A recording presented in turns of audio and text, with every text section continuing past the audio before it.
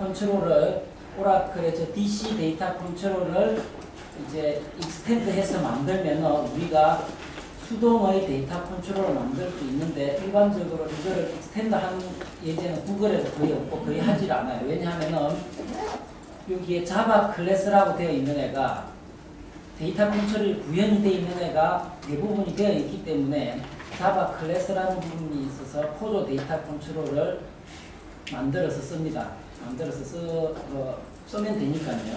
그리고 이제 보시면은 이런 부분도 있습니다. 하고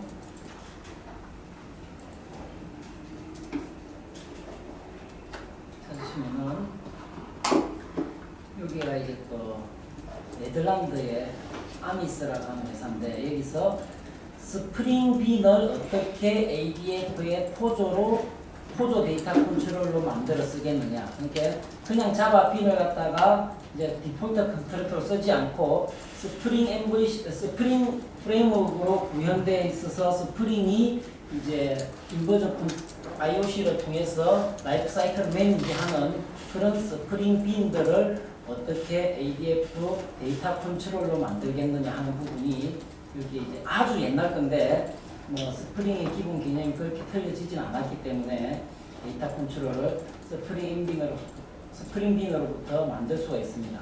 옛날 자료죠. 네. 그렇게 해서 쓰실 수도 있다라는 것을 말씀을 드리고요. 그래서 이런 종류의 데이터 컨트롤이 있습니다. 그래서 데이터 컨트롤 밑에 데이터 컨트롤이라고 하는 부분은 앱스트랙트 되어 있는데요. 우리가 그래서 오늘 뭐 실습을 하지는 않죠.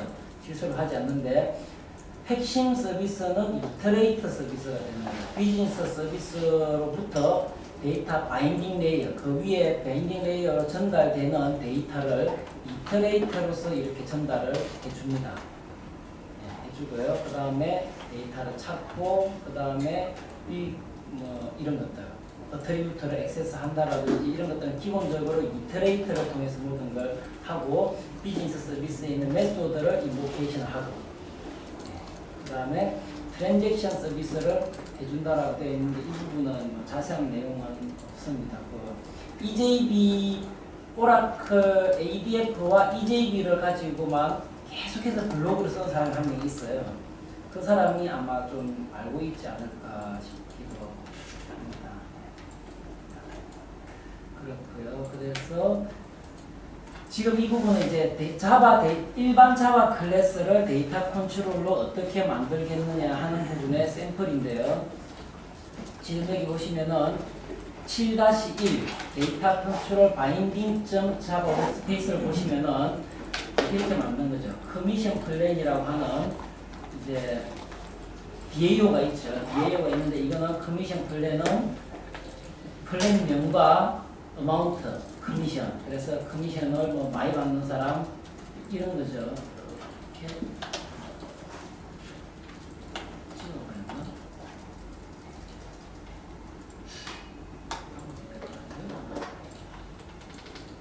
여기에 그래서 이제 데이터 컨트롤을 했는데요. 하이, 미디엄, 로우 뭐 이런 게 있으면은 애드 뉴 해보시면은 다음 페이지로 가가지고 플랜명은 플래티넘 이런 식으로 해서 서밋 하면은 여기 와서 들어와 있고 그런 것들이죠. 그런 식으로 하는 거고 옆에는 지우기 이런 거를 제가 간단하게 이렇게 만들어 봤는데 여기서 그래서 커미션 플랜이라는 자바 포조 그러니까 DAO가 있다고 한다면은 데이터 액세스 레이어가 있다면은 커미션 서비스라는 걸로 제가 이렇게 한번 둘러쌌습니다.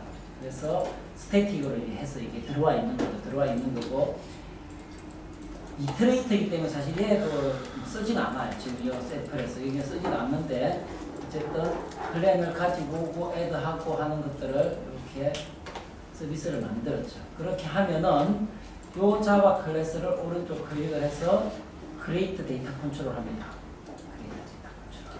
그렇게 하면은 뭐가 생기냐면은 요거 이런 식으로 막 생기는데 사실 이게 좀 불편해요. 그래서 자바 데이터 컨트롤 요거 하나만 있는 건 아니잖아요. 아주 복잡하게 엮여 있을 텐데 복잡하게 얘기했을 텐데 이런 것들이 각각의 자바 밑에 XML에 상기는 게 상당히 불편하거든요.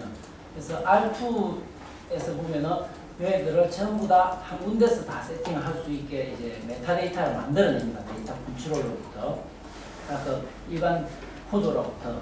그래서 이런 것들을 보시면은 얘를 더블 클릭을 해보시면은 이렇게 UI처럼 나와요.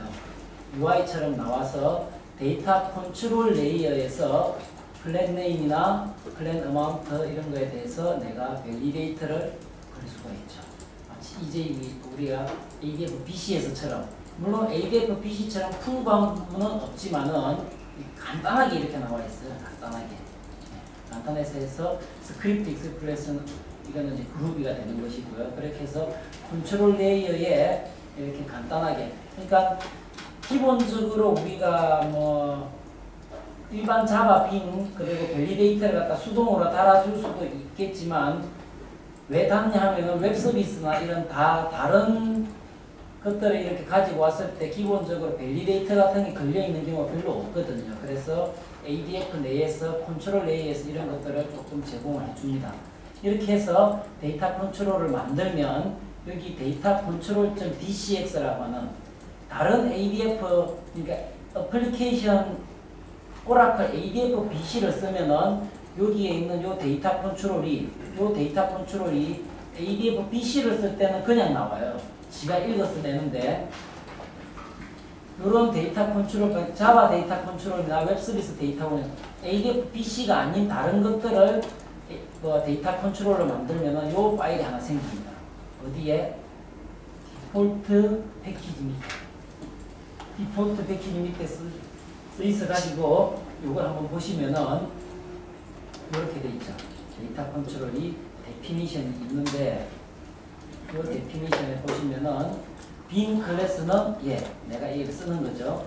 빈 클래스고 내부적으로 데피니션을 따로 둘 수도 있나 봅니다. 그래서 이 빈을 생성하는 애가 데이터 컨트롤 팩토리 이용해서 데이터 컨트롤을 가지고 오죠.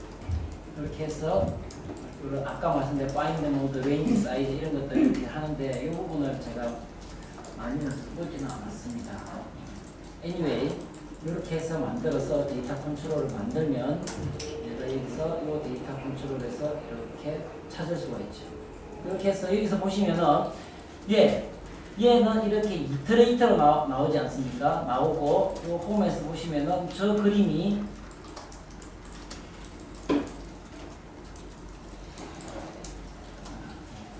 이렇게 띄워보시면은 요 그림이 이터레이터라고 하는 요 이터레이터를 이야기하는 겁니다. 그래서 이터레이터는 커미션 서비스의 메소드를 만들 때 보시면은 get, set으로 해서 리스트를 던져내는 애들은 자동으로 이렇게 나오고요. 이게 여기가 보이드든 보이드가 아니든 메소드를 주면은 요 메소드가 있고 메소드에 메소드 리턴이 여기 있으면 여기 메소드 리턴이 나옵니다. 그래서 리턴을 이렇게 땡기기도 하고 이렇게 되어 있는데 지금 요 부분은 약간 좀 잘못됐죠. 사실은 되어 있네요. 맞습니다. 이렇게 해서 가지고 와서 요 available 플랜을 이렇게 가지고 오면은 이렇게 보여집니다. 땡긴 거죠.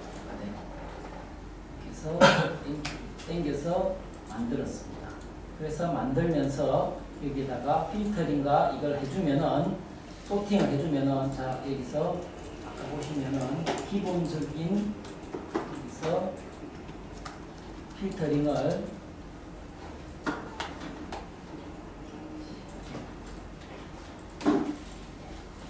이런 식으로 지우고 그래서 여기다가 우리가 필터링을 할 수가 있는 것이죠. master는 무조건 다 나오는 건데 여기다가는 5,000보다 큰 거 이런 것들을 기본적으로 얘가 이터레이트, 어레이 리스트로 이렇게 오는 것들은 메모리 상에서 데이터 컨트롤이 누구나 다 처리를 해줍니다. 우리가 저런 메소드를 구현하지 않더라도. 그래서 자바 데이터 컨트롤을 이렇게 만들 수가 있는데요. 이 데이터 컨트롤을 만들면은 아티팩트가 나오는 것들이 이렇게 나옵니다. 나오는데 중요한 거는 이 메타 INF 밑에 adfm.xml이라는 파일이 생기게 되는데요. 이 메타 INF 밑에 adfm이라는 얘가 어떤 데이터 컨트롤 리스트를 가지고 있는데 이거는 디자인 타임에 맞습니다.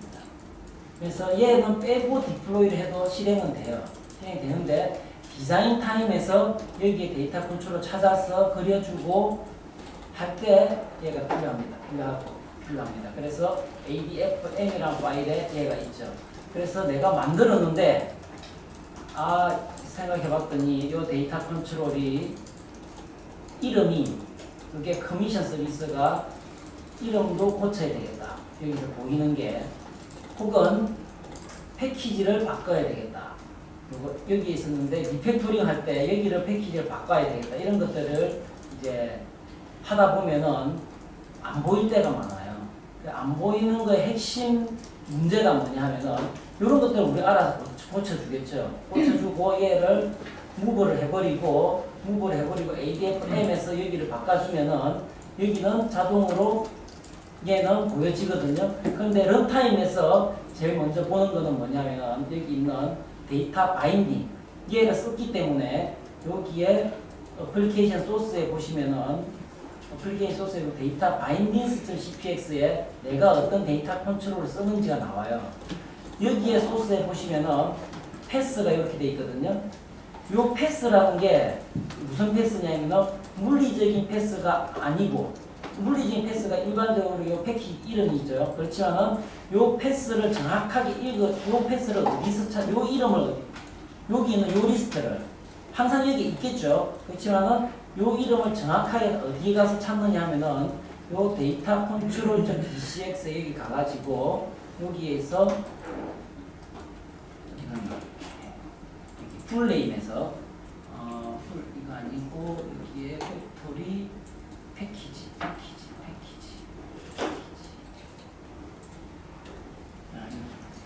안 보이나? 요 이름 요거 밑에 있는 여기가 제일 루트지 않습니까? 요 패키지 이름 밑에 여기 데이터 컨트롤이 여러 개 있을 거거든요. 그 중에서 얘를 찾는다는 뜻이죠.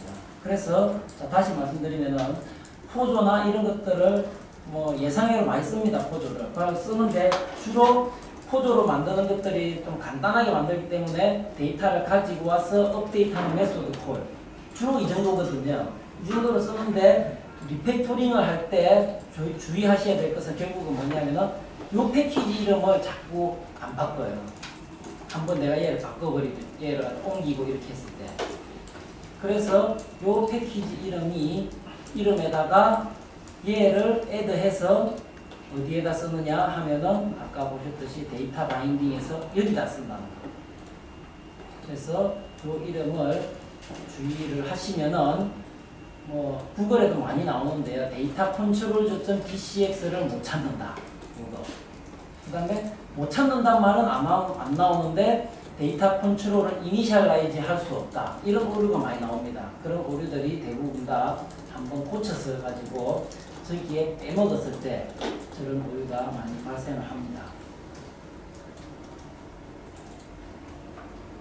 그래서 저 XML, 요 각각의 XML에 비즈니스 플랜과 비즈니스 사용되는 애들의 데피니션이 이렇게 있어서 간단하게 컨트롤을 쓸 수가 있죠. 그래서 JSR 227로 오라클이 이렇게 올려놓았는데 이제 이건 하진 않죠. 실제 표준이 되지는 않습니다. 그래서 이제 이렇게 해놓고 이제는 데이터 바인딩 아까 위에서 저런 것들이 있다. 데이터 컨트롤은 있고요. 그 다음에 데이터 바인딩 앞단에 대해서 설명을 드리도록 하겠습니다. 데이터 컨트롤 안에 위쪽으로 보면 여기를 우리가 지금 많이 손댈 텐데요. 데이터 바인딩이라고 하는 거는 프로퍼티나 테이블 아니면 메소드를 비즈니스 서비스에서 제공하는 메소드를 UI 쪽으로 익스포즈하는 부분입니다. 이해를 통해서 합니다. 그래서 데이터 컨트롤.dcx를 읽어서, 그러니까 자 다시 한번 더 말씀드리면은 내 페이지, 내 UI가 실행이 돼서 베이시스 서블릿으로 들어오면은 ADF 라이프 사이클에 따라서 이닛 컨텍스트에서 얘가 어떤 JSPX를 요청하는지 보고 그 JSPX에 해당하는 데이터 바인딩이 있는지, 페이지 데피니션, 데이터 컨트롤과 데이터 바인딩을 엮어놓은 그 데이터 바인딩이 있는지를 찾아봐요. 그거를 요 데이터 바인딩스.cpx에서 찾습니다. 요 파일은 런타임에 있어야 되죠. 클래스 패스 안에 있어요. 그래서 요 바인딩을 찾아봤더니 home.jspx가 얘를 써요. 요 이름은 여기에 갑니다. 그래서 이거는 패스가 여기네. 패스를 가보면은 그때 이 XML 파일이 있어요. 요렇게 읽는 거죠. 데이터 바인딩 시스템 XML을 통해서 읽습니다. 자, 그래서 여기서 잘 보시면은 내가 여기다가 new 해가지고 또 하나 말씀드릴 거는 이렇게 해서 만들고요. 얘한테 대해서 내가 오토 페이지 데피니션에서 만들어 놓으면은 데이터 바인딩스.dgx에서 이제 untitled 1이 얘를 쓰고 얘가 여기에 있다. 이렇게 매핑이 되어 있거든요. 근데 중요한 거는 내가 여기서 untitled 1에서 untitled 1을 딜리트 하려고 했더니 UC가 딱 나왔어요. 데이터 바인딩에 있네. 데이터 바인딩에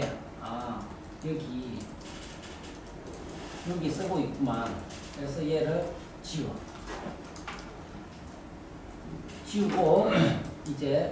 지우고 이렇게 해가지고 얘를 딜리트를 다시 해봅니다. 안 쓰거든요. 지워. 이렇게 해도 JDeveloper가 자동으로 요 데이터 얘를 결국 안 없앤다라는 걸 제가 이 말씀드리고 싶거든요. 얘를 왜 안 지우느냐? 의도적으로 안 지우게 디자인이 되어 있습니다. 오라클 ADF는 UI 없이 페이지 데피니션만 가지고 와서 내가 바인딩 자바 메소드에서 거기에 있는 애를 활성화시켜서 가지고 올 수가 있어요. 그래서 UI 없이도 바인딩을 쓸 수가 있기 때문에 내부적으로 일부러 안 지운다라고 되어 있습니다. 그리고 그럼 이렇게 나눠놨기 때문에 여러 개의 JSPX가 하나의 페이지 데피니션을 쓸 수도 있어요. 내가 여기서 수동으로 바꿔줘야 하지만 이렇게 바꿀 수가 있습니다. 그래서 진짜 클리어하게 이제 깨끗하게 지우려면은 얘도 지우고, 그래서 얘도 지워야죠. 그렇게 다 세 개를 없애주는 거죠. 페이지 없애주고, 바인딩 레이에서 매핑 없애주고, 매핑 양쪽에 2개 없어지고, 여기서 실제 페이지 데피니션 없애주고.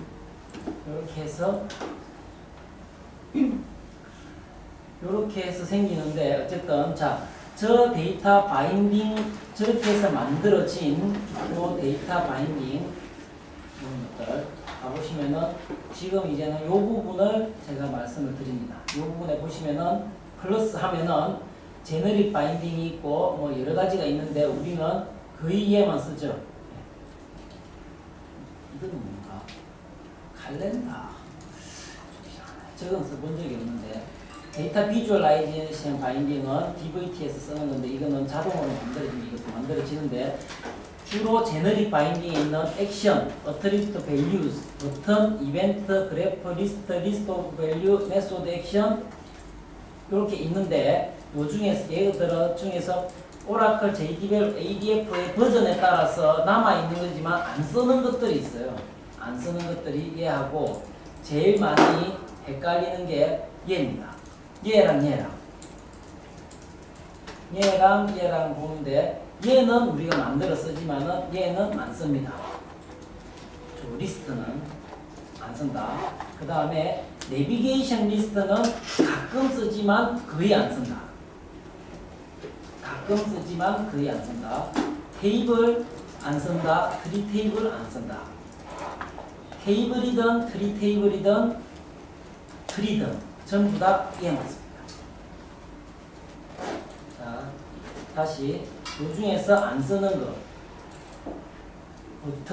버튼도 거의 안 써요. 버튼 그래프에도 안 쓰고 그러니까 실제로 쓰는 게 액션, 어트리뷰트 밸류, 이벤트 바인딩 썼었죠. 리스트 오브 밸류 그 다음에 가끔 내비게이션 리스트, 메소드, 트리를 쓴다라는 거예요. 만들다 보면은 쟤들만 만들어지는 거 보실 수가 있어요. 그래서 내가 수동으로 이제 좀 하다 보면 만들거든요. 페이지를 만들기 전에 가지고 와서 그냥 메소드만 콜 하려고 테이블만 그냥 올려고 할 때 쓰는데 그럴 때에 요런 애를 이건 뭐지 생각하실 필요 없이 무조건 테이블은 예 라고 생각하시면 되고 리스트 오브 밸류는 예 라고 생각합니다. 모델 단에서 에러브를 붙여놓을 수도 있지만은 안 붙여놓은 경우에 내가 리스트 오브 밸류 만들어 써야 되거든요. 그럴 때 가끔 씁니다. 그래서 저 데이터 바인딩 쪽을 한번 보시면 텍스트는 이렇게 어제도 말씀드렸지만 바인딩 스점 요게 요 안에 있는 요만큼 전체를 다 말하는 거예요. 그래서 여기 뭔지 모르겠지만 파라미터라는 게 있어요. 그렇죠? 파라미터에도 내가 플러스를 해서 파라미터를 이렇게 해가지고 파라미터가 더미 파람을 만들고 여기에 프로퍼티가 얘는 밸류는 뭐일 것이죠. 여기도 이렇게 EL로 나오겠죠. 이렇게 하면은 얘를 액세스하는 거는 바인딩스 점 더미 파람 바로 뭐 파라미터스 이런 거 아니고 그래서 요 안에 있는 애들은 패스가 없어요. 전부 다 바인딩스 점 밑에 있으면 딱 찾아냅니다. 얘든 바인딩스 그래서 바인딩스 점 해서 우리가 테이블을 땡겨 보면은 바인딩 안에 폼을 땡겨 보면은 이닝 그 다음에 뭐 인풋 밸류 이렇게 이거는 커밋을 실행 그러니까 액션은 메소드 액션이나 액션은 이렇게 엑시큐시라는 이름이 붙어 있어요. 액션 바인딩에는 그리고 텍스트 바인딩은 이런 거에다가 인풋 밸류 요걸 잘 외워 놓으시면 돼요. 밑에 바인딩을 찾아서 인풋 밸류 하면은 거기 있는 값을 이야기하는구나. 엑시큐션 실행하는 거구나. 이렇게 하고 리스트는 뭐 이렇게 그 다음에 트리는 이거는 이제 다시 또 제가 설명을 드리겠지만은 트리의 값은 항상 컬렉션 모델이다 이렇게 씁니다. 컬렉션 모델 트리는 뭐였지? 여기만 이름이 조금 달라지고 실제 바인딩은 트리 바인딩을 씁니다. 계속 제가 말씀을 드릴게요. 그래서 이 부분이 결국 익숙해지겠지만 잘 보십시오. 텍스트는 밸류에 액션은 액션이스는 여기도 밸류에 리스트도 좀 쓰겠네요. 리스트는 이터레이터를 가지고 바로 해버리는데 계속 쓸 것 같습니다. 리스트는 내가 수동으로 리스트를 만들고자 할 때 어떤 그냥 테이블에서 그냥 리저트에서 쭉 가지고 와서 내가 수동으로 셀렉트 원 초이스를 보이고자 할 때는 리스트를 가지고 와서 수동으로 만들기도 합니다. 자, 리스트도 씁니다. 쓰고 그 다음에 저 바인딩이 그러면은 런타임에 실제로 어떻게 만들어지느냐 이제 자바 오브젝트로 인스턴스화 되는데 그게 이제 이렇게 되는 거죠. 그래서 어떤 뷰 아이디가 홈이네를 찾으면은 바인딩 컨텍스트에 데이터 바인딩스.cpx 조 파일을 읽어서 쭉 읽어가면서 뭔가의 자바 인스턴스가 만들어져 있을 거 아닙니까? 걔가 바인딩 컨텍스트예요. 그 다음에 바인딩 컨텍스트의 페이지 데피니션이 아까 이렇게 데이터 바인딩이 쭉 연결되어 있었잖아요. 그것을 하나 딱 찾아내면은 걔가 바인딩 컨테이너랍니다. 바인딩 컨텍스트, 바인딩 컨테이너. 그 바인딩 컨테이너 안에 여러 개의 바인딩스 점으로 우리가 액세스하는 놈들이 들어있죠. 그래서 이렇게 되어 있습니다. 그래서 데이터 바인딩 컨텍스트랑 바인딩 컨텍스트는 실질적으로 이제 다 찾아가는데 공안에서 데이터 바인딩 CPX가 얘랑 이렇게 서로 연결시켜주고 있었죠. 그래서 바인딩 컨테이너를 이렇게 레퍼런스를 하고 있고 하나의 바인딩 페이지 데피니션이 하나의 바인딩 컨테이너가 되고요. 그 컨테이너 안에는 여러 개의 바인딩스 밑에 이제 이렇게 달려 있습니다. 이런 식으로 된다라는 것을 말씀을 드리고 싶고요. 그래서 거기에 데이터 바인딩이 있으면 이제 얘는 스트럭처도 뷰로 봤네요. 이걸 본 거죠. 여기에 이 스트럭처를 봤는데 이게 데이터 바인딩에 있는 놈들을 보면 엑시큐터블은 컨트롤을 쳐다보는 점, 바인딩 서미트는 UI를 쳐다보는 점. 반대로 UI는 주로 바인딩을 액세스를 하고 엑시큐터블은 데이터 컨트롤에 가서 데이터를 비트레이트로 보여주는 역할을 합니다. 그게 이제 엑시큐터블이고 이렇게 바인딩 이렇게 나눠놨습니다. 나눠놨고 여기서 여기에 있는 얘는 어떻게 되어 있냐면은 디파트먼트는 bindings department name input value 라는 게 여기에 이 값이 될 것이고요. 요 ADF BC에서 기본적으로 만들어주는 그러니까 바인딩의 이터레이터가 기본으로 제공하는 메소드들은 이렇게 초록색으로 나옵니다. 초록색 기어로 이렇게 나오는데 우리가 유저가 손으로 만든 것들은 이렇게 나옵니다. 메소드 이렇게 나온다라고 보시면 되고요. 이거는 리스트 바인딩, 리스트 오브 밸류 바인딩, 자 바인딩 리스트 오브 밸류 바인딩 이렇게 보여 있고 요만큼이 전체 트리잖아요, 그렇죠? 요만큼이 전체 트리니까 요 트리는 테이블이니까 employee view 3라는 요 트리로 리필이 되고 요에는 비즈니스 메소드죠. 이렇게 비즈니스 메소드. 그 다음에 이런 버튼들은 이렇게 이제 이해를 하시면 되겠습니다.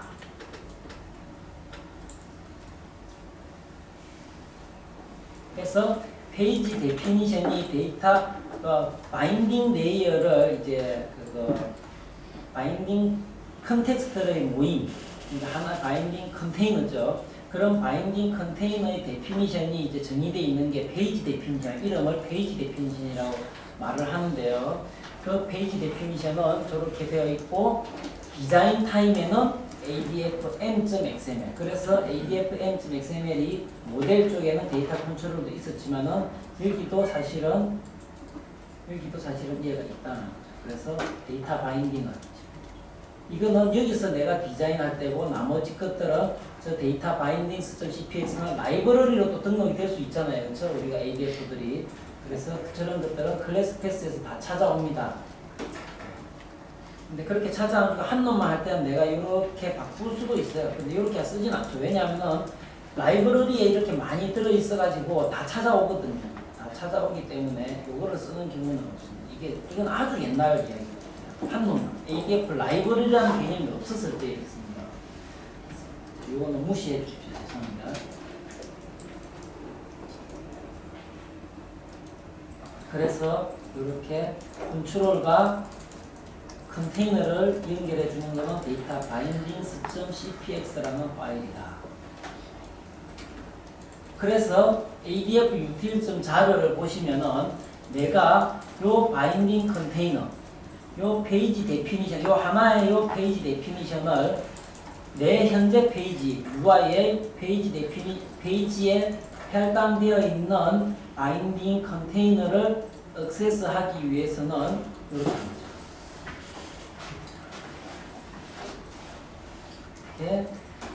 get dc binding container는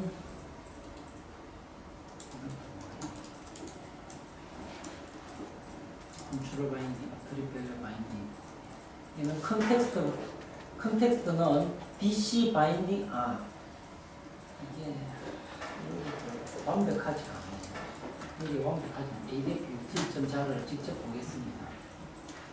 ADF util에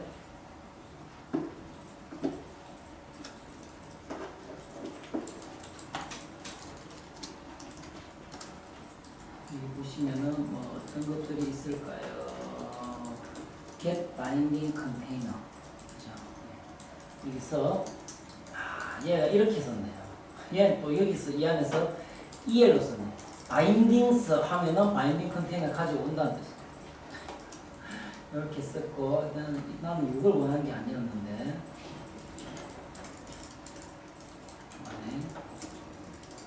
binding context는 제 생각으로는 그냥 이렇게 하면 될 것 같은데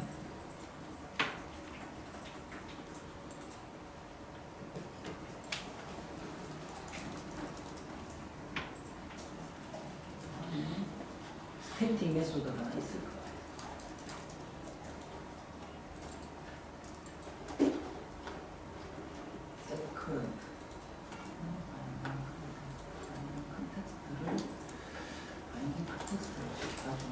라이팅 컨텍스트 사실상 여기에 보시면은 공부 아닙니다. 여기다가 좋다 이렇게 쓰면은 바인딩 컨텍스트 가지고 네. 실제로 어떻게 가져오는지 밑에 있나? 그럼 가고 그래서 바인딩 컨테이너를 여기서 이제 결국 우리는 주로 이런 애를 쓸 거거든요. 그래서 바인딩 컨테이너로부터 컨트롤 바인딩이라고 제가 이름을 붙였는데요. 제가 붙인 게 아니에요. 이거는 이름이 컨트롤 바인딩인데 이 바인딩 컨테이너를 찾아서 갖다 주면서 어트리뷰트 이름을 주면은 이 스트링을 주면은 get control binding 하면은 어트리뷰트 바인딩이 나와요. get control binding. 바인딩 컨테이너 안에 get control binding이라는 이름이 있는데 그게 실제로 주는 거는 어트리뷰트 바인딩. 어트리뷰트 바인딩이 뭐냐? 여기에 있는 홈페이지에서 여기서 이게 어트리뷰트 바인딩. 어트리뷰트 밸류로 선된 게 어트리뷰트 바인딩인데 실제 그 어트리뷰트 바인딩은 이름이 컨트롤 바인딩 이렇게 되어 있어요. 메소드는. 왜 그렇게 되어 있느냐 하면 여기는 이제 이런 거죠. 요거는 세팅 게팅 하는 건데 요 어트리뷰트 바인딩 점 그러니까 샵 바인딩스 점 디파트먼트 네임 점 get input value 점 input value 그러면 get이 되는 거죠. 하면은 결국은 컨테이너부터 컨트롤 찾아서 얘를 찾아오는 거예요. 이렇게 해서 get input value라는 메소드로 그 값이 나오는 거예요. 이렇게 해서 우리가 메소드 안에서 찾을 수가 있는데 왜 컨트롤 바인딩이라고 했느냐 하면은 이유는 모르겠어요.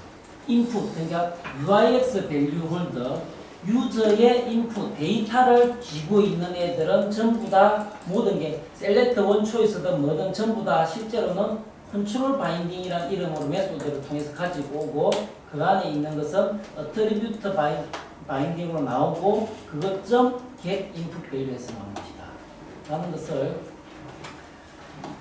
말씀드리려고 하는 거고요. 그래서 여기에 테이블이나 폼을 이렇게 가지고 오신 걸 보시면은 이렇게 항상 이게 붙어 있습니다. 밸리데이터. 이렇게 하면은 요 밸리데이터는 뭘까요? 여기서 이렇게 밸리데이터를 이렇게 딱 쓰면은 요거는 아까 예를 들면 포조에서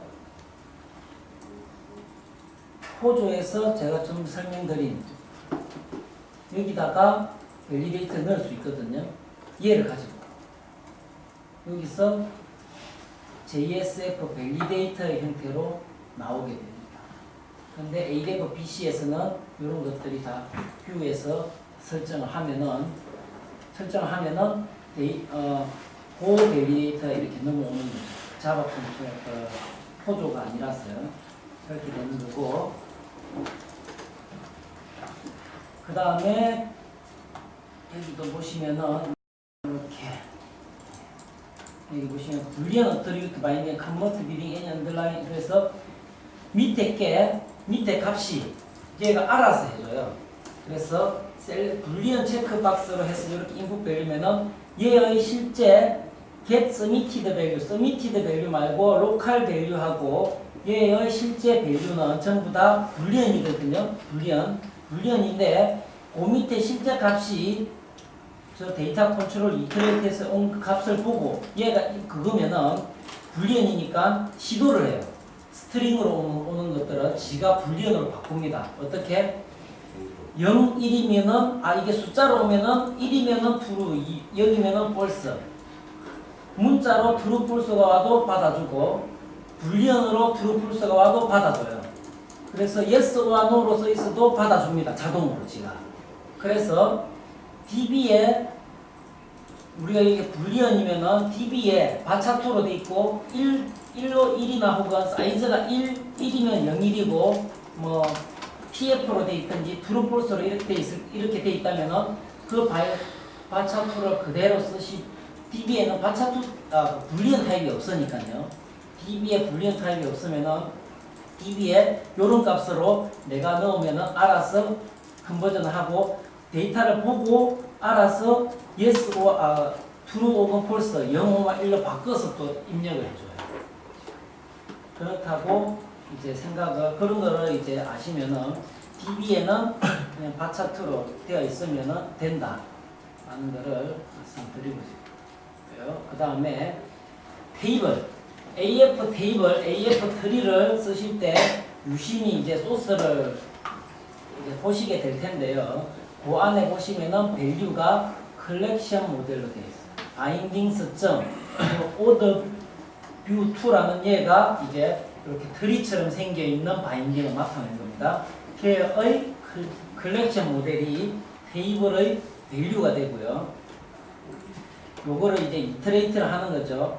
AF 땡땡 이터레이트나 AF 땡땡 호이치나 이런 것들, JSTL의 C 땡땡 호이치 이런 것들 다 베리어블로 이렇게 써서 하는데요.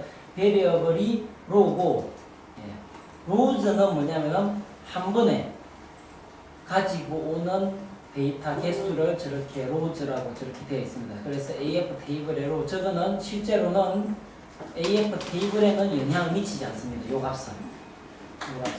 우리가 요 값을 다른 값으로 세팅을 한다 이런 건 의미가 없다라는 거. 이거는 다음 장에 제가 말씀드리겠습니다. 어쨌든 보는 것은 우리는 컬렉션 모델이라 해놓고 각각의 로를 이렇게 여기에 베리어블로 요 이름을 했으니까 요거 밑에 이제 요걸 제가 이제 그거 보시면 됩니다. 밑에 여기 보시면은 로점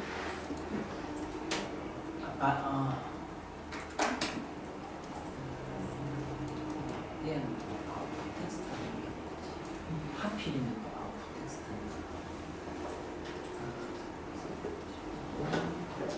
이거는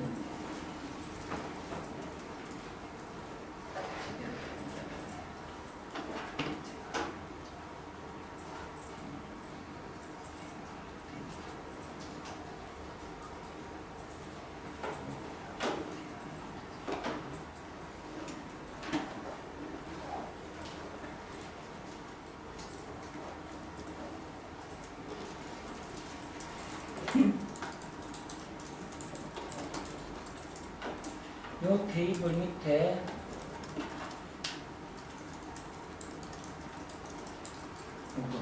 제가 말씀드린 요거 뭐 보여드리려고 합니다. 자, 테이블에 대해서 테이블 안에 유저가 에디터블한 또 이제 인풋 밸류가 AF 인풋 밸류나 셀렉트 원 초이스나 뭐 이런 것들이 들어갈 건데요. 걔들은 로점 또 바인딩스라고 되어 있어요. 로점 바인딩스 하나의 로에 바인딩스 이렇게 들어갑니다. 요거는 뭐 없어요.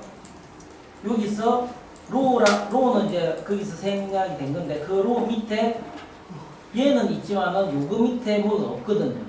지금 우리가 아까 말씀드린 어트리뷰트 밸류 바인딩일 때는 무슨 말이냐면은 요거 얘는 아마 폼일 것 같은데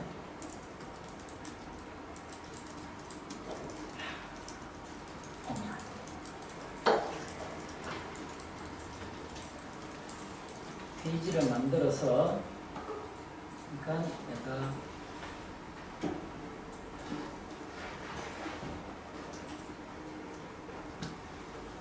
이렇게 폼으로 이렇게 하고 이거를 이렇게 가져와서 테이블로 리드온리 테이블로도 만들고 리드온리가 아니고 캔슬 테이블에서 그냥 테이블로도 만들고 그 밑에 똑같은 놈을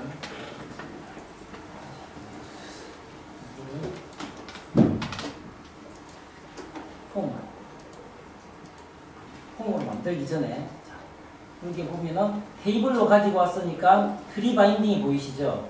트리 바인딩이 보이는데 요거를 다시 이렇게 가지고 올 때는 이번에는 폼으로 가져온다는 거죠.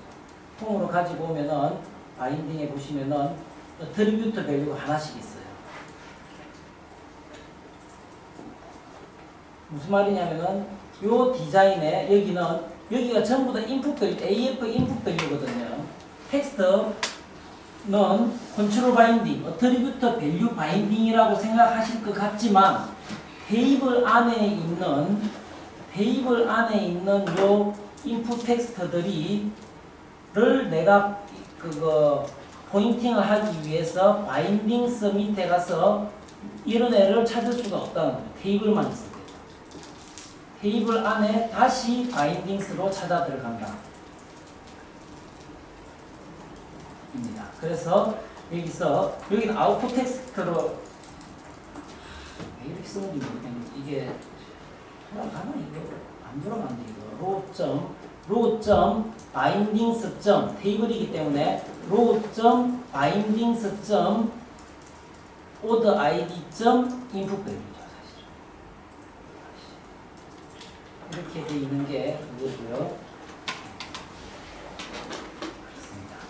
이렇게 해서 어떤 식으로 이해를 통해서 가져가는지 보시고 리스트 바인딩 많이 쓰네요.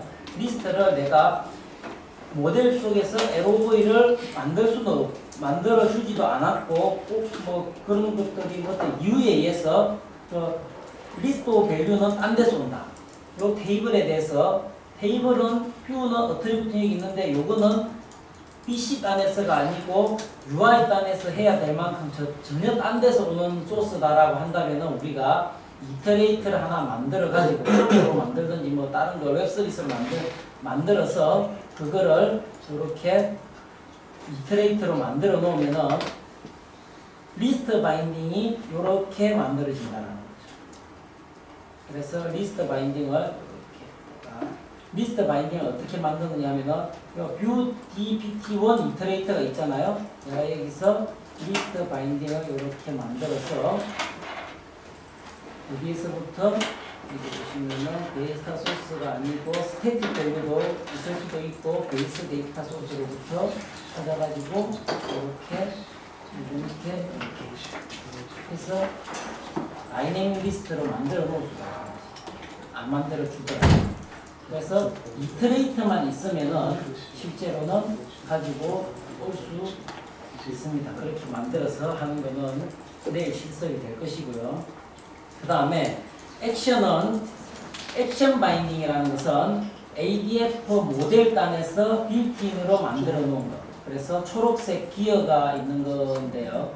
그 기어가 있는 것들은 이렇게 execute, bindings 그 다음에 이름점 execute이라고 해서 그것이 액션 리스너에 붙어 있습니다. 그래서 바인딩 내에 있는 것들은 대부분이 액션 리스너에 붙어 있어요. void 타입. 그렇게 하고 액션 id는 이렇게 페이지 데피니션에는 이렇게 쓰여져 있어요.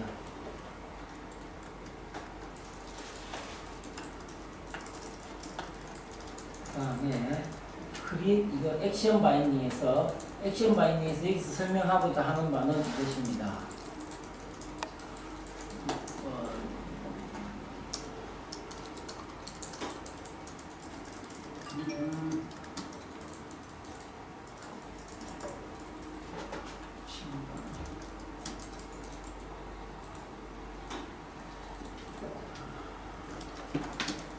모델에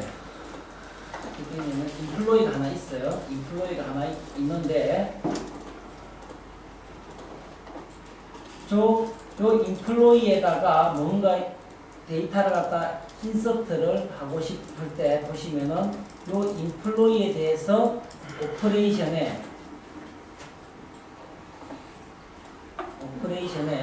크리에이터가 있고 크리에이터 인서트가 있다.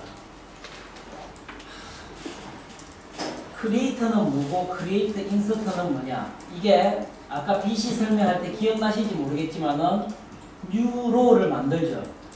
뉴로를 만들어서 만드는 게 내가 칠들은 페어런트 차일드 관계에서 차일드를 가지고 와서 어떻게 페어런트의 액세스 뷰링크 관계에서 액세스 관계에서 이렇게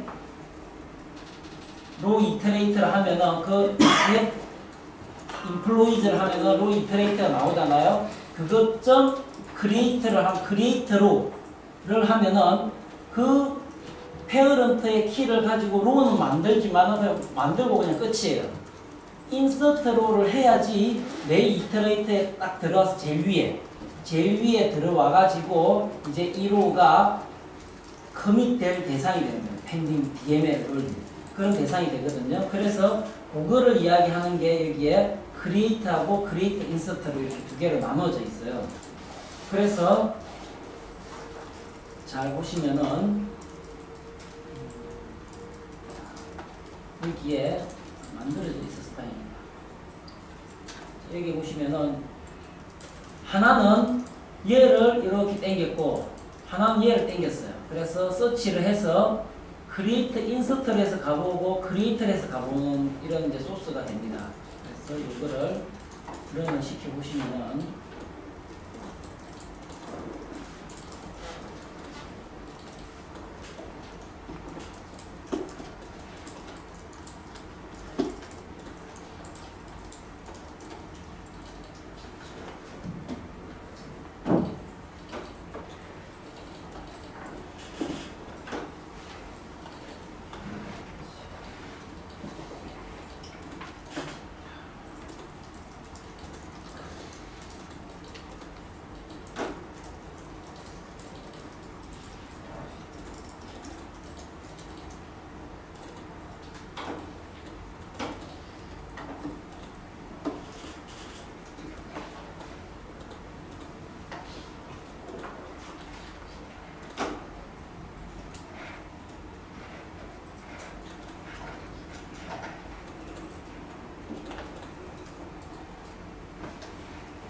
여기서 보시면 이렇게 딱 되어 있는데 내가 7499에다 넣어놓고 요 메소드로 크리에이터를 하면은 크리에이터 인서트를 해서 가면은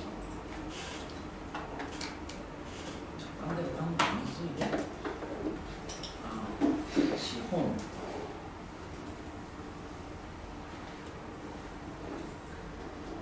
서치로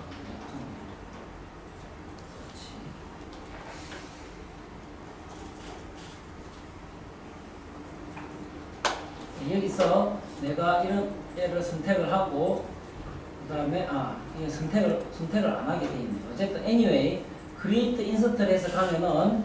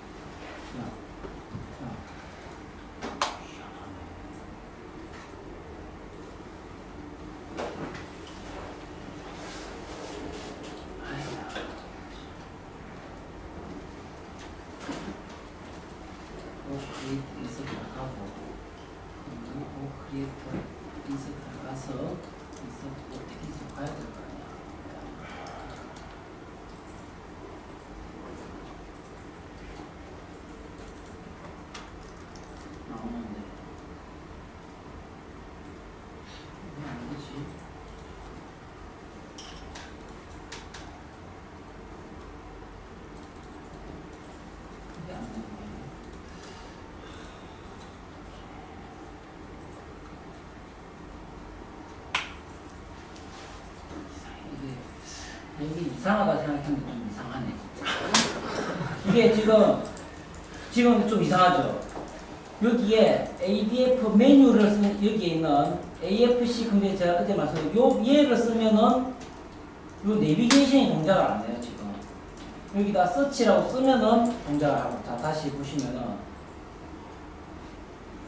서치라고 했을 때는 create insert 하면은 이렇게 하고 롤백을 하면은 이렇게 되고 백 여기서 create insert 하고 뭐 백 하면은 들어가 있잖아요. 그렇죠?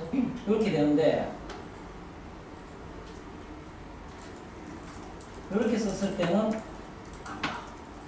JSPX라고.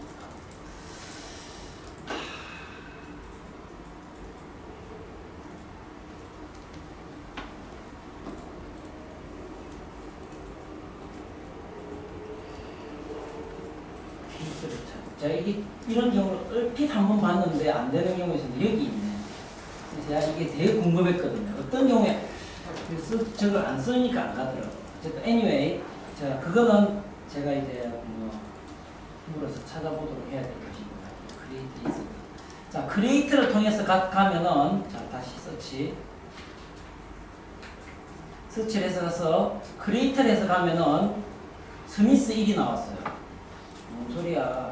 백 가보면은 스미스 1이에요. 첫 번째로 셀렉트를 못하고 뷰가 만들어졌을 때는 첫 번째로 항상 선택이 되어 있거든요. 지금 그 뷰가. 근데 보시면은 create insert를 하면은 새로운 로우가 만들어져 가지고 백 가보면은 걔가 그 위에 올라와 있어 정확하게. 그래서 이게 create와 create insert의 차이입니다.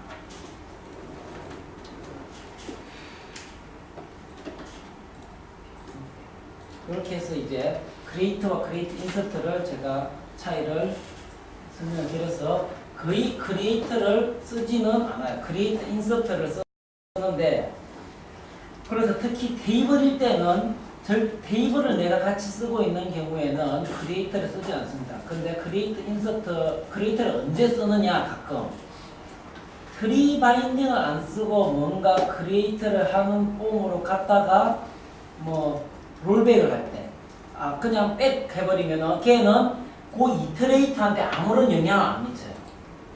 그 이터레이터한테 아무 영향을 안 미치는데 폼에서 create insert를 해서 딱 들어갔다가 아까 백하면 한 이터레이터 안에 들어가 버리는 거거든요.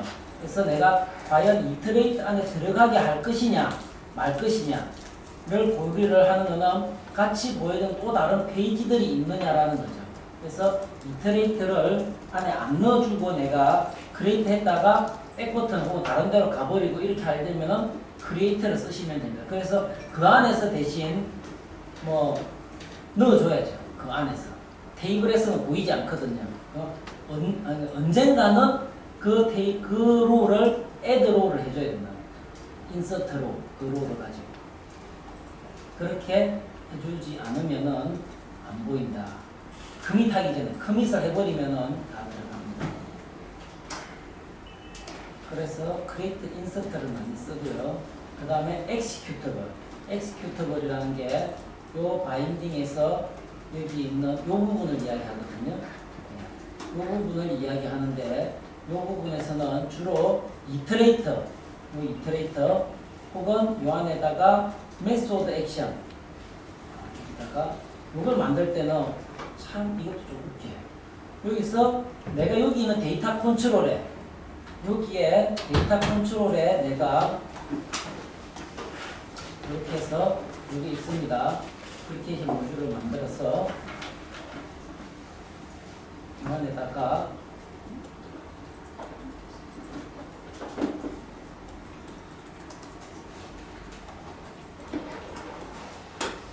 이렇게 하면은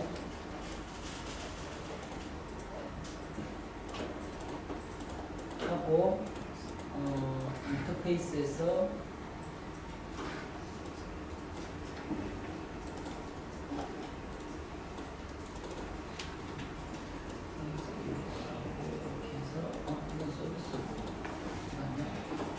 데이터 모델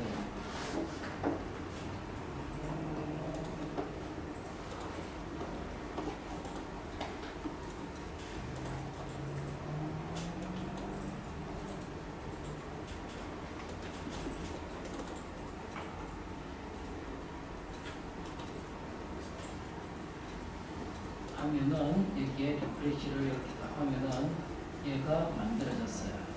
그쵸? 이렇게 만들어져서 요 메소드를 내가 사용하기 위해서 이쪽에서 여기서 쓰려면은 여기서 메소드 액션을 만들었을 때 얘는 만들어집니다. 이렇게.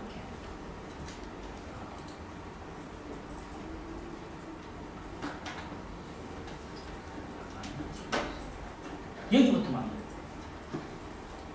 이걸 헷갈려가지고 이걸 말씀드리려고 했는데 이렇게 바인딩 레이에 만들어 놓고 이거를 메소드 이터레이터로 해가지고 이 안에 say hello를 오케이.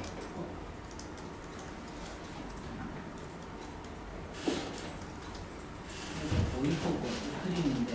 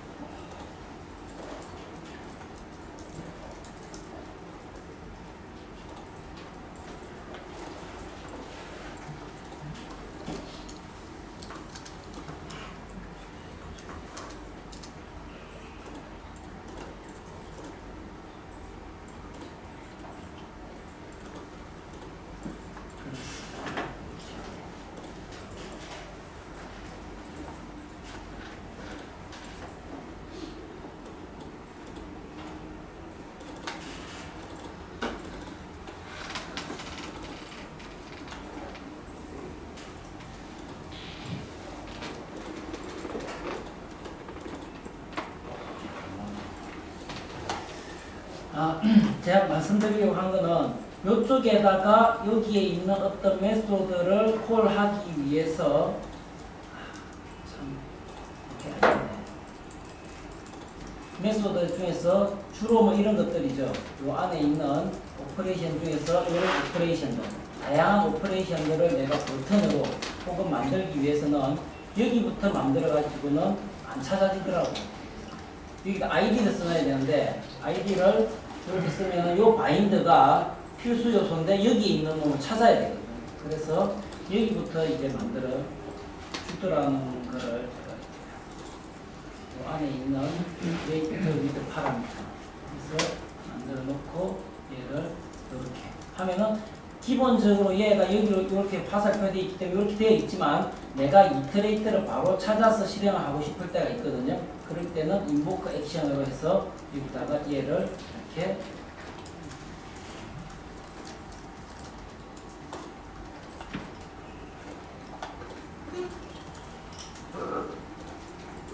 이렇게 해서 만들어서 쓸 수가 있습니다. 그래서 여기다가 사실은 여기다가 이터레이터를 인보크 액션이라는 이터레이터를 거의 만들어 주진 않아요. 왜냐하면은 UI 여기서 다 만들어져 있는 것들을 이렇게 만드는데 가끔 가다가 여기에 만들 필요가 있을 때가 있습니다. 그거는 좀 이따 설명해. 인보크 액션이 여기서 왜 쓰이느냐라는 거를 말씀을 드리려고 뭐 주로 이런 거죠. 여기에 보시면은 리프레시 컨디션이 있죠.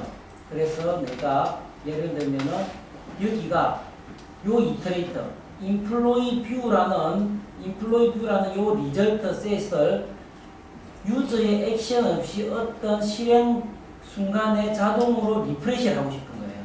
얘기를.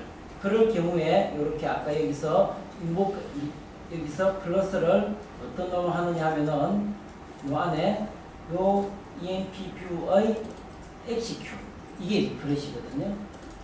요 execute이 리프레시입니다. 이름이. 얘가 셀렉트를 다시 해오는 건데 만들어 놓고 여기서 invoke 액션을 실행을 하고 얘를 이거를 하고 이터레이터를 만들고 얘의 리프레시 컨디션을 어떤 경우에 리프레시 한다 라고 쓰는 거죠. 이렇게 하면은 얘가 실행이 되어버리는 경우 어떤 조건에 의해서 얘가 리프레시가 됩니다. 이런 식으로 이제 써주는 게 메소드 액션이고요. 그 다음에 액세스 이터레이터는 모르겠고요. 베리어블 이터레이터는 이름이 이터레이터인데 요 바인딩 컨텍스트의 데이터 컨트롤과 데이터 바인딩 사이에 그러니까 바인딩 컨테이너 안에 있는 요 안에서 내가 임시로 베리어블 자바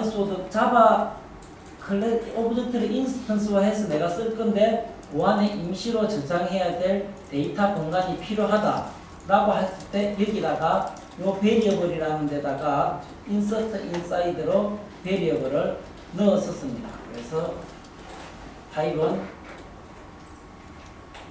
이렇게 해서 만들면은 여기는 안 보이지만은 얘가 보입니다. 그렇게 해서 디폴트 값은 뭐고 이렇게 하는데요.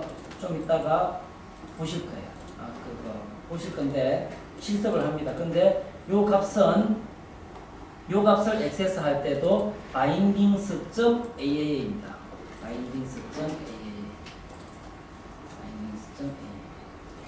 이렇게 액션을 합니다. 그래서 저기에 이름이 그냥 이터레이터라고 되어 있는 것 같습니다. 그래서 인보크 액션, 아까 말씀드렸던 여기 인보크 액션 언제 쓰느냐 하면은 제가 그냥 매니지드 뷰만 하고 넘어가 버렸는데 북마킹에서 보시면은 그렇게 되어 있어요. 북마킹을 한번 열어보겠습니다. 북마킹에서는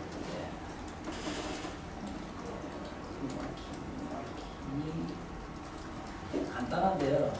북마킹에서 인보크 액션의 요 안에 요거죠. 요거에 대해서 도토 페이지 데피니션 해보시면은 요게 있어요. set current row with key. 키 값이 로우 키는 해서 파라미터에 딱 들어온 것까지 기억나시죠? 들어오면은 요 인보크 액션이 뭐냐면은 유저가 뭐 하지도 않았는데 bindings.row 키가 널이 아니면 bindings.row 키가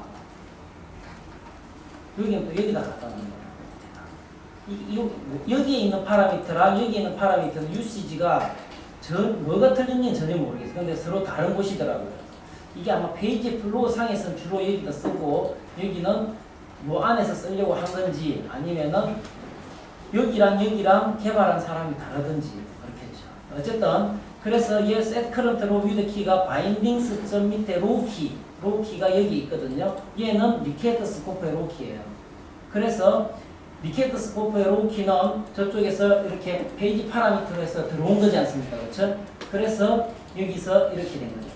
얘는 bindings 밑에 row 키가 널이 아니면은 유저한테 보여주기 전에 프리페어 모델 단계에서 ADF 라이터의 저 위에서 요 이터레이터와 함께 먼저 set current row with 키를 요 키를 가지고 해버린 거죠. 어떻게? 요걸로 여기에 파라미터는 이렇게 bindings.row 키. 그래서 실제로는 얘는 널이 아니면 얘가 실행이 됩니다. 얘를 통해서 실행이 되는데 bindings.row 키가 이쪽으로 들어간 겁니다.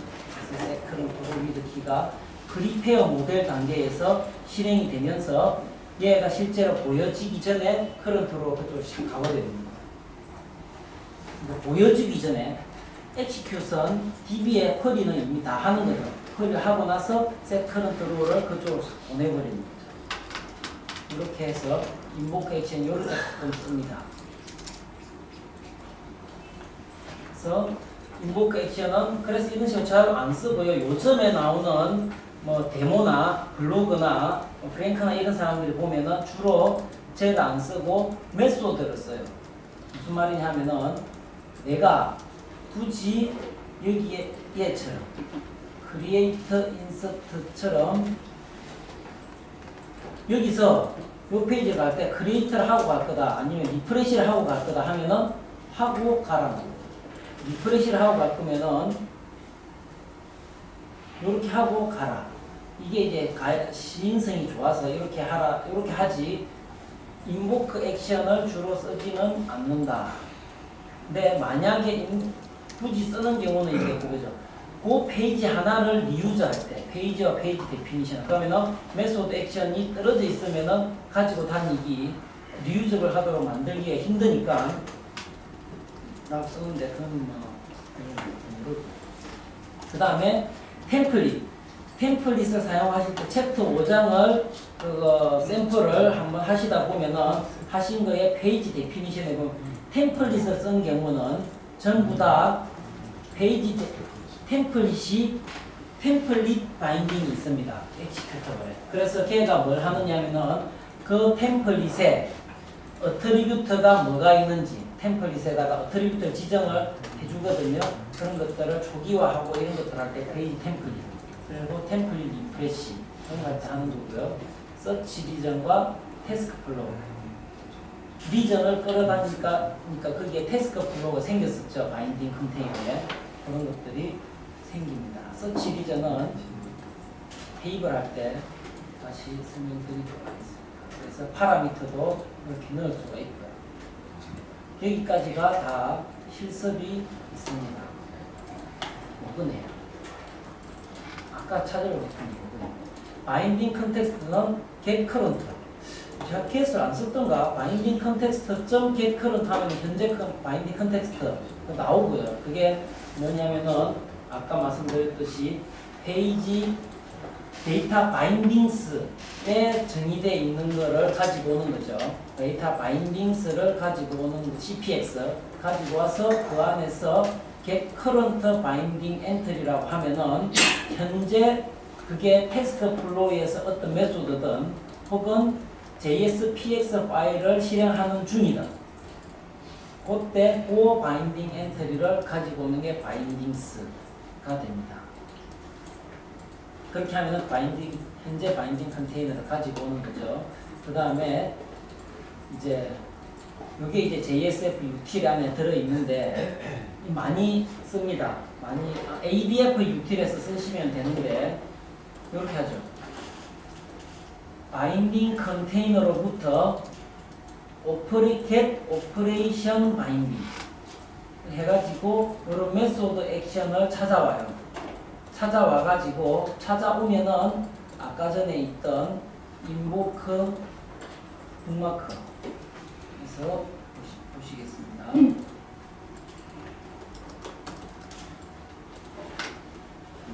이런 것들 찾아오면은 여기 보시면 여기 파라미터가 나오죠. 이 파라미터를 이렇게 세팅합니다. 파라미터가 해시맵으로. 그래서 오퍼레이션을 찾아다가 해시맵으로 풋을 이렇게 맵으로 이렇게 풋을 해가지고 그거를 여기에서의 파라미터에다가 해시를 넣습니다. 넣은 다음에 execute를 하면은 리턴이 여기 오브젝트가 있거든요. 메소드가 리턴 값이 있으면 이렇게 달려서 나와요. 그래서 요거를 ADF utils에서 하나 좀 있겠죠? 여기다가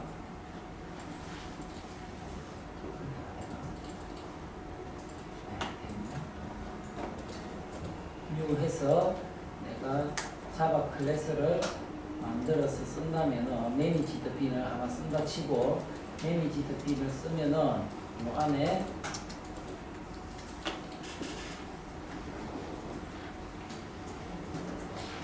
저거를 그냥 이렇게 쓰시면 됩니다. ADF utils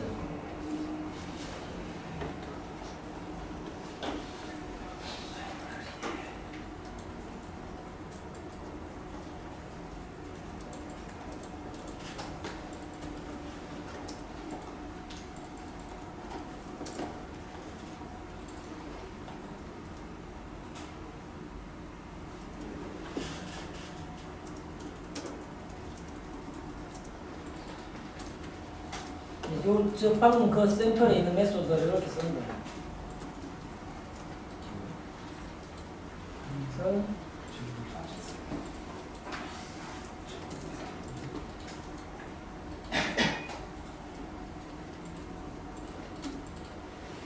모델 바인딩이 있는 거 그래서 혹은 파라미터가 있으면은 커밋점 파라미터 맵점 풋 키밸류 넣고 이런 식으로 해서 메소드를 실행을 할 수가 있습니다. 그래서 이렇게 하고요. 여기까지 다 이런 것들이 다 실습에 다 넣어 들어가 있습니다. 자, 어트리뷰트 바인딩은 이렇게 셋 이것도 ADF utils에 있어요. find control binding 하면은 find control binding 하면은 attribute binding이 나오거든요. attribute binding 점 여기다가 뭐 애트리뷰트 dpt라는 게 있다면은 점 set input value 하면은 자바 메소드 내에서 다 세팅을 할 수 있다. 이렇게 해서 넣고요. 그 다음에 old value, new value, new value 그렇습니다. 이렇게 해서 넣고요. 그 다음에 리스트 바인딩은 여기서 이제 이것도 아마 제가 실습을 만들었는데 JUCTRL 리스트 바인딩이라는 게 있습니다. JUCTRL 여기서는 제가 이름이 왜 JUCTRL인지 모르겠어요.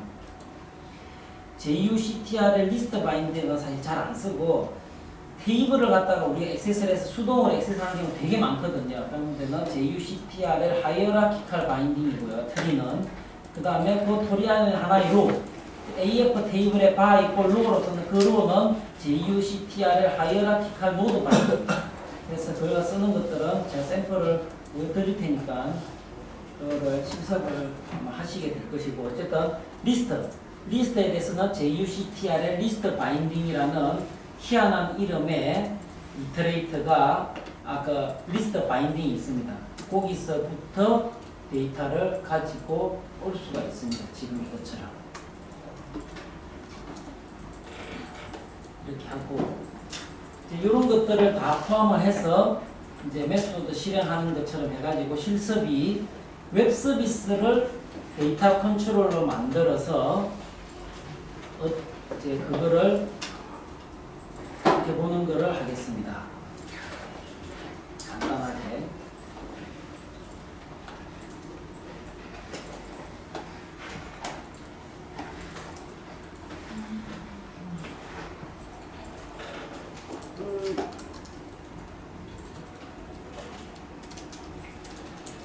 자, 웹 서비스를 하는 게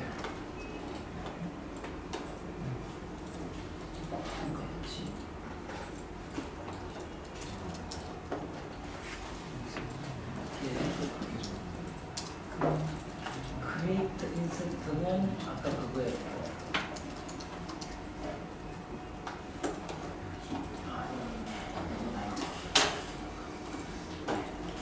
제목이 7-3번인데요.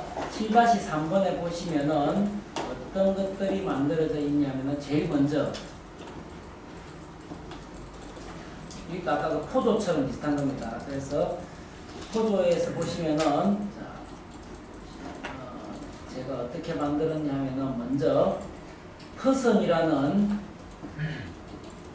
얘를 하나 만들었고요. 시리얼라이저를. 그래서 퍼슨은 주민번호, 이름, 컨택, 주소 이렇게 있고 컨택은 컨택으로 이렇게 들어 있습니다. 이런 DAO가 있으면은 요거를 퍼슨 웹 서비스에서 어떻게 만들었냐 하면은 웹 서비스로 요거를 만드실 때는 이런 노테이션은 지가 다 달아줘요. 우리 어떻게 만드냐 하면은 얘를 오른쪽 클릭해서 크리에이트 자바 웹 서비스가 있거든요. 혹은 여기서 요 웹 서비스만 만들어 놓고 오른쪽 클릭을 해서 그래서 new 해가지고 자바 웹 서비스를 웹 서비스 보시면은 자바 웹 서비스를 만들면은 웹 서비스를 만들어 줍니다. 어쨌든 이 웹 서비스가 하는 일은 결국은 get 주민, modify person modify 하고 get person by 주민, 프라이머리 키로 주민 번호로 person을 하고 그 다음에 modify 고치고 add person이 들어오는 거죠. person 타입이 이런 거 들어오고 add person에서 뭐 person 하나 더 들어오고 get all 하면 전부 다 들어가고 add person 이렇게 하면은 요거를 만들어 가지고 요 person을 웹 서비스로 만들어서 디플로이를 런을 시킵니다. 런을 그대로 그렇게 시키면은 웹 서비스가 만들어지는데요. 요 웹 서비스를 가지고 내가 웹 서비스 데이터 컨트롤 프로젝트를 만들었습니다. 어떻게 만들었냐면은 요 안에서 오른쪽 클릭해서 new 해서 웹 서비스 데이터 컨트롤 컨트롤에서 웹 서비스 데이터 컨트롤이라는 게 있습니다. 웹 서비스 데이터 컨트롤을 해서 만들면은 이렇게 여기 안에 퍼슨 컨택이 있고 요 쪼개미 조금 있고 요 익셉션 2개 있거든요. 이런 조금 익셉션이 있다고 해서 요 안에서 각 메소드별로 이렇게 많은 XML 만들어요. 웹 서비스가. 이게 좀 문제입니다. 문제인데 어쨌든 웹 서비스를 이렇게 데이터 컨트롤러 만들면 결국은 add person, get all, get person 요 세 개 정도, modify 요 세 개 정도거든요. 이런 걸 갖다가 만들면 내가 요거를 런을 시키죠.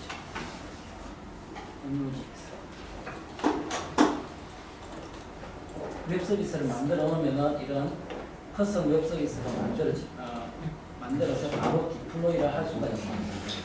그러면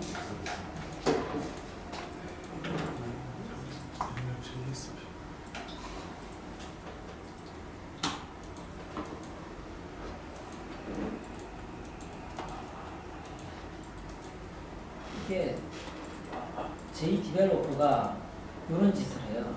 웹 서비스를 내가 디플로이를 하면은 지가 H2의 프레퍼런스에서 보시면은 여기에 Analyze라는 게 있거든요. 예, 웹 서비스 Analyze, 웹 서비스 여기가 아니고 자 여기 런에 보시면은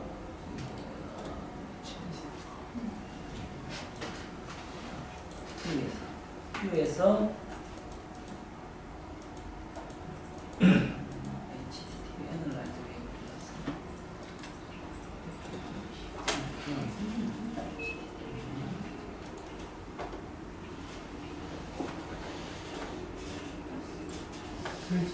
예?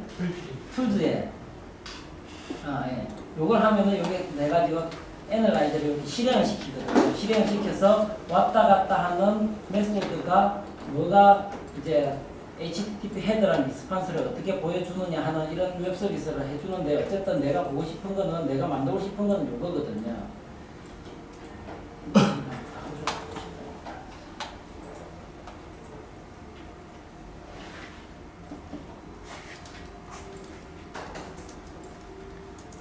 얘가 이제 이렇게 위즈들이 만들어져 있고요. 이거를 테스트를 브라우저에서 할 수가 있는 게 여기서 테스트 페이지가 어떻게 나오지? 어쨌든 저렇게 해서 테스트를 할 수 있습니다. 그래서 이 메소드 안에서 제가 보시면은 오퍼레이션이 여러 가지가 있는데요. 개볼, 샌드 리퀘스트를 해보면은 이렇게 리스판스가 오게 되죠. 그래서 리스판스를 쭉 보면은 로 데이터 HD 컨텐트를 보면은 퍼슨 1, 퍼슨 2, 퍼슨 3 해서 그 안에 컨택이 이렇게 들어있는 이런 데이터가 옵니다. 오고 모디파이를 할 수가 있죠.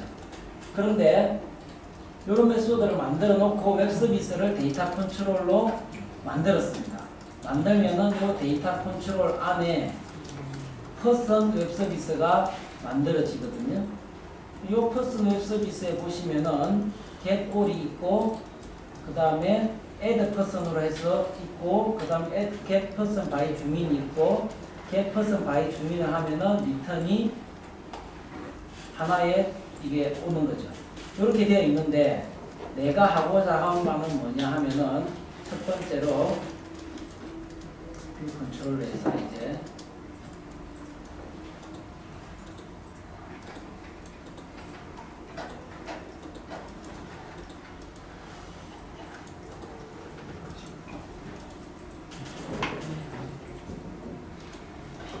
요 마이 인포라는 페이지를 보시면 데이터 컨트롤이 여기 만들어져 있고요. 만들어져 있고 여기서 주민번호를 주면은 내 정보를 찾아요. 찾아서 여기 나타나거든요. 나타나서 정보 수정을 해보면은 이제 정보가 수정이 되는 그런 형태를 제가 이제 지금 만들어놓은 샘플인데요. 자, 웹서비스는 만들어졌다 치고 웹서비스는 만들어져 있어서 웹서비스 데이터 컨트롤을 만들어서 웹서비스 이미지들이 어딨나 미지들 아까 URL이